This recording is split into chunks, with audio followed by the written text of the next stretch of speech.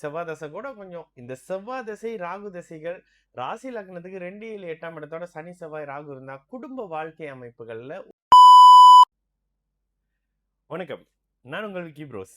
நமக்கு எண்கணி ஞானத்தையும் வேத ஜோதிட ஞானத்தையும் ஆன்மீக ஞானத்தையும் வழங்கிய அனைத்து குருமார்களுக்கும் நன்றி. என்ற அதே வேளையில் இது ஒரு ஜோதிட விளக்க வீடியோ. விருப்பம் உள்ளவர்கள் தொடர்ந்து பார்க்கலாம். நமது Vicky Bros astrology YouTube, TikTok, Facebook மற்றும் இன்ஸ்டாகிராமை ஃபாலோ பண்ணியிருக்கக்கூடிய அனைத்து தோழிகளுக்கும் நமது நன்றிகள். இன்றைக்கு ஒரு ஜாதகம், இது வந்து எல்லாருக்கும் இருக்கிற கியூரியஸான ஒரு ஜாதகமாக இருக்கும். ஓகேங்களா, கியூரியஸான ஒரு ஜாதகமாக இருக்கும். ரொம்ப இது இல்லாமல் நேரடியாக அவர் இன்னொன்று அவரே சொல்லிட்டாரு, என்னோட யாரோடையும் போட்டு எக்ஸ்பிளைன் பண்ணுறீங்க பிரதர், என்னுடைய பார்த்து எக்ஸ்பிளைன் பண்ணுங்கன்னு. ஓகே, ஜாதகத்தை எடுத்த உடனே முதல்லயே லக்ன சந்தியில இருக்கிறதால நான் 2 ஆப்ஷன், லக்ன சந்தியில ஆப்ஷன் கொடுத்து தான் லக்னத்தை செக் பண்ண முடியும். எடுத்த உடனே மேஷ லக்னம், மேஷ ராசியா இருந்தது. டேட்டை பார்த்துங்க, 5 நவம்பர் 76 5:15 பிறந்ததா கொடுத்துருக்காரு. பிஎம்ல 5:15 பிஎம்ல பிறந்ததா கொடுத்துருக்காரு. பிறந்த இடம் வந்து மலேசியா. எங்கன்னு சொல்ல வேணா, மலேசியா அப்படின்னு. சரி, அப்போ எடுத்த உடனே இந்த இடத்துல நல்ல பௌர்ணமி அமைப்புகளில் பிறந்திருக்கிறாரு. அதே நேரத்தில் கிரகண அமைப்புகளும் இருக்குது. சரி, இப்போ நடக்கக்கூடிய தன்மைகள் ராகு தசை. ஓகேங்களா, ராகு தசை வந்துருச்சு.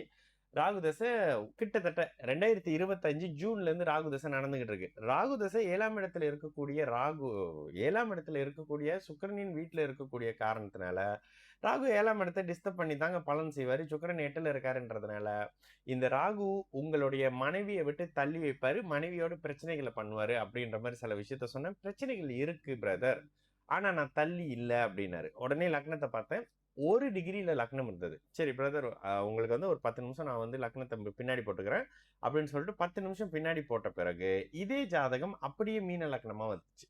ஓகே, மீன லக்னமா வந்த உடனேயே அப்படியே பலன் சொல்லிக்கிட்டே வரும்போது, ஓகே பிரதர், எல்லாம் ப்ரீவியஸ்லாம் ஓகே.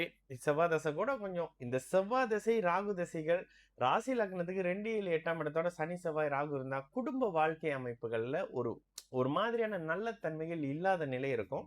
கூடவே வந்து ராகு வந்து சுக்கிரனுடைய 8வது வீட்டுல இருக்காருன்றதுனால இது மட்டும் நீங்க மைண்ட்ல வச்சுங்க. இந்த ராகு என்ன செய்வார் அப்படின்றத மைண்ட்ல வச்சுக்கோங்க. நான் அவர்கிட்ட பலனா தான் சொன்னேன்.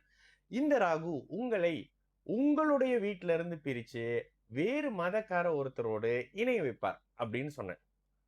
உடனே அவர் அப்படியே ஷாக் ஆனாரு. ஷாக் ஆயிட்டு சில விஷயத்த பர்சனலா கேட்டாரு. கேட்டதுக்கு, ராகு உங்கள் வீட்டுல தாம்பத்தியத்தை அனுபவிக்கிறத விட வீட்டுக்கு தெரியாம என்ன அது வேற என்னமோ சொல்லுவாங்க, எனக்கு அது உடனே வரமாட்டேது. வீட்டுல சொல்லாத, வீட்டுக்கு தெரியாத மாதிரியான அமைப்புகள்ல தாம்பத்தியத்தை வேற்று மத நபரோட அனுபவிக்க கொடுக்க போறாரு. அதுதான் இந்த ராகு தசை பண்ண போகுது. அப்ப அது மட்டும்தான் பண்ணுவோமா? இல்லையே.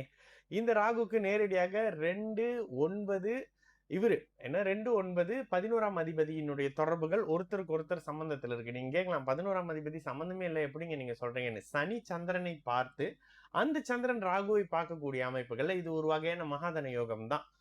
அப்ப இந்த ராகு என்ன செய்வாரு? வெளிநாடு, வெளி மாநில அமைப்புகள்ல, இம்போர்ட் எக்ஸ்போர்ட் சம்பந்தப்படுற அமைப்புகள்ல, முஸ்லிம்ஸ் கண்ட்ரி மாதிரியான இடங்கள்ல இருந்து சில அமைப்புகளை, இதை நீங்க மற்ற விஷயத்தோடையும் பொருத்தி பார்த்துக்கலாம். ஓகேங்களா, அதுல இருந்து லாபத்தை கொடுப்பார். உங்களுடைய மனைவி கிட்ட இருந்து கொஞ்சம் தள்ளி வைக்கக்கூடிய அமைப்பு இருக்கும். மனைவியோட டீட்டெயில் கொடுங்க அப்படின்னு பார்த்தப்ப மனைவிக்கு 6, 8 வலுத்து ஒண்ணு பிரச்சனையோடு இருக்கக்கூடிய அமைப்பு, இல்ல நோயோடு இருக்கக்கூடிய அமைப்புன்னு நானே சொன்னேன். ஒய்ஃப்னா டிவோர்ஸ் பத்தி பேசுவாங்களே அப்படின்னு. ஆமாங்க, அதெல்லாம் பண்ணிக்கிட்டு தான் இருக்கிறாங்க. சின்ன விஷயத்துக்கே பேசுவாங்க. நான் வீட்டுல தங்கினதை விட ஹோட்டல்ல தங்கினது தான் அதிகம் அப்படின்னு அவரே சொல்லிட்டாரு. ஏங்க இப்படி நடக்குது? 8ஆம் இடத்தில் ராகு. இந்த 8ஆம் இடத்து ராகு சுக்கிரனை போல செயல்படணும். 8ல சுக்கிரன் மறைவாரு. ஆனா இந்த ஜாதகத்துல ஒரு வித்தியாசமான அமைப்பு என்னன்னா, சுக்கிரன் குருவின் பார்வையிலையும் சந்திராதி யோகத்திலையும் 9ஆம் இடத்துல செவ்வாயுடைய வீட்டுல இருக்காரு. அப்ப என்ன, இந்த இடத்துல தாம்பத்தியம் மாதிரியான இதுல என்ன, சுக்கிரனும் செவ்வாயும் பரிவர்த்தனை. இந்த பரிவர்த்தனையை நீங்க நோட்டீஸ் பண்ணணும். அப்ப என்னத்தை கொடுப்பார் இந்த ராகு தசை? நல்லா இருக்குமா? நான் படிச்சுன்னு ஒரு விஷயம் சொன்னேன். ஆனா இருக்கிறனால ஆம்பளைக்கு இந்த ராகு தசை நல்லது பண்ணும், பெண்ணா இருந்தா பேரை கெடுக்கும். இதுதான் நான் சொன்ன பலன். ஆனா இருக்கிறதால இந்த ராகு தசை நல்லது பண்ணும், ஆனாலும் நோய் தொல்லைகளை கொடுக்கும். குடும்பத்தோட இருக்க விடாம பண்ணும். வெளியில தள்ளி, வீட்டை விட்டு, இருக்கிற இடத்தை விட்டு, மனைவி குழந்தைகளை விட்டு தள்ளி தூரமாக இருக்கக்கூடிய அமைப்புகளை வச்சு கூடுதலான லாபத்தை கொடுக்கும். பௌர்ணமி சந்திரன் 5ஆம் அதிபதியின் தொடர்பு 8ஆம் இடத்துக்கு இருக்கிறதால, 2ஆம் இடத்துக்கு இருக்கிறதுனால, அப்படியே இந்த 2, 5, 11 இந்த பாவகங்கள்லாம் ஒருத்தருக்கு ஒருத்தர் தொடர்புல இருக்கிற ராகு தசையில் நல்லா தான் சம்பாதிக்க போறீங்க. ஆனா குடும்பத்தோட இருக்க முடியாம வெளியில ஒரு மாதிரியான, வெளியில சொல்ல முடியாத அமைப்புகள்ல குடும்பம் சார்ந்த அமைப்பு, தாம்பத்தியம் சார்ந்த அமைப்புகளை கொடுக்கக்கூடிய அமைப்புகள் அப்படின்னு சொன்னேன். பேசி முடிச்ச பிறகு அவரே சொல்றாரு, என்னோட ஜாதகத்தை நீங்க எக்ஸ்பிளைன் பண்றீங்களா, யார் யாரோடயோ போடுறீங்க, என்னோட போடுவீங்களா அப்படின்னு கேட்டாரு. நேத்து வந்து ஜாதகம், நேத்து எனக்கு டைம் இல்லைன்றதால இன்னைக்கு வந்து இந்த ஜாதகத்தை இது பண்றேன். இந்த ஜாதகத்தில் 8ல் சுக்கிரன் என்ன செய்வார் அப்படின்னா, காரகத்து அமைப்புகள்ல ஒரு மாறி பண்ணி சில ஆதிபத்திய தொடர்புகளை அவர் கொடுத்தாகணும். ஓகே, இந்த ஆதிபத்தியம் என்ன? பரிவர்த்தனை அமைப்புகள்ல 9ஆம் இடத்தோட பரிவர்த்தனை செவ்வாய். 2 9ஆம் அதிபதியா ஆகி அவரு கிட்டத்தட்ட ராகுவோட சம்பந்தத்திலே இருக்கிறார். இது வந்து இந்த அமைப்புகள்ல ராகுக்கு இந்த சம்மந்தம் செயல்படும் தான். 8ஆம் இடத்துல இருக்குனாலே உங்களுக்கு ஒரு மாதிரியான தொடர்பு. கூடுதலாக இந்த ஜாதகத்துல குரு 3ஆம் இடத்துல இருக்காரு. 3ஆம் இடத்துல இருக்கக்கூடிய குரு 7ஆம் இடத்தை பார்ப்பாரு, 9ஆம் இடத்தை பார்ப்பாரு, 11ஆம் இடத்தை பார்ப்பாரு. ஓகேங்களா? அப்ப இதெல்லாம் என்ன பண்ணும்? ராகு தசை, குரு தசை அப்படியே தொடர்ச்சியா பண்ணக்கூடிய அமைப்புகள் தான்.